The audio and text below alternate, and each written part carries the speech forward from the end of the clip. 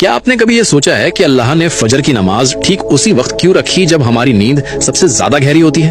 یا عصر کی نماز عین اسی وقت کیوں فرض کی گئی جب ہمارے اندر دن بھر کی تھکاوٹ، چڑچڑاپن اور غصہ اپنے عروج پر ہوتا ہے؟ ہم میں سے بہت سے لوگ یہ سمجھتے ہیں کہ یہ صرف ایک عبادت کا طریقہ ہے یا یوں ہی کوئی وقت مقرر کر دیا گیا ہے، لیکن حقیقت میں یہ کوئی اتفاق نہیں ہے۔ اللہ نے 5 وقت کی نمازیں بالکل انہی وقتوں میں فرض کی ہیں جہاں آپ کی روح اور آپ کا دماغ سب سے زیادہ کمزور ہوتے ہیں۔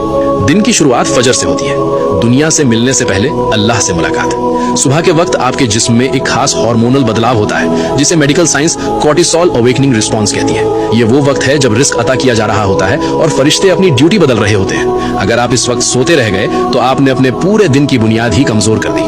پھر آتا ہے ظہر کا وقت۔ دن کے بیچ میں جب آپ کام کر رہے ہوتے ہیں تو آپ کے جسم کا انرجی لیول گرنے لگتا ہے، فوکس ختم ہو جاتا ہے، دماغ تھکنے لگتا ہے اور انسان غلط فیصلے کرنے لگتا ہے۔ ظہر کی نماز آپ کے دماغ کے لیے اللہ کی طرف سے ایک پرفیکٹ نیورولوجیکل ریسٹ ہے۔ یہ آپ کے دماغی بوجھ کو ختم کر کے آپ کی توجہ کو دوبارہ بیلنس کرتی ہے۔ اب بات کرتے ہیں عصر کی، جسے جذباتی کمزوری کا وقت کہا گیا ہے۔ شام سے پہلے کے اس وقت میں انسان اکثر غصے میں ہوتا ہے، دوسروں پر بڑھاس نکالتا ہے اور سب سے زیادہ غلطیاں کرتا ہے۔ اسی لیے اللہ نے قرآن کی سورہ العصر میں وقت کی قسم کھائی ہے۔ عصر کی نماز ایک حفاظتی رکاوٹ ہے جو آپ کو جذباتی طور پر ٹوٹنے سے بچاتی ہے۔ اس سے پہلے کہ ہم مغرب اور عشاء کے ایک بہت بڑے راز کی طرف بڑھیں، اس ویڈیو کو ابھی اپنے دوستوں اور عزیزوں کے ساتھ شیئر ضرور کریں تاکہ وہ بھی نماز کی اس خوبصورت حقیقت کو سمجھ سکیں۔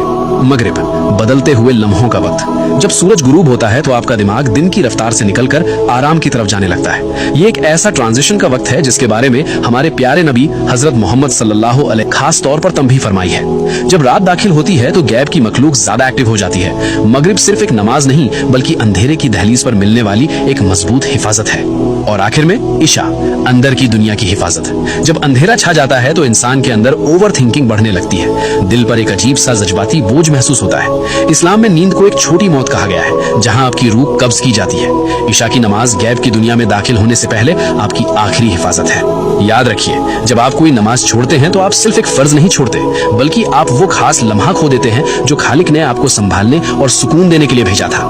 یا اللہ ہم سب کو اور ہماری نسلوں کو 5 وقت کی نماز قائم کرنے والا بنا دے۔ کامنٹس میں ایک بار دل سے آمین ضرور لکھیں۔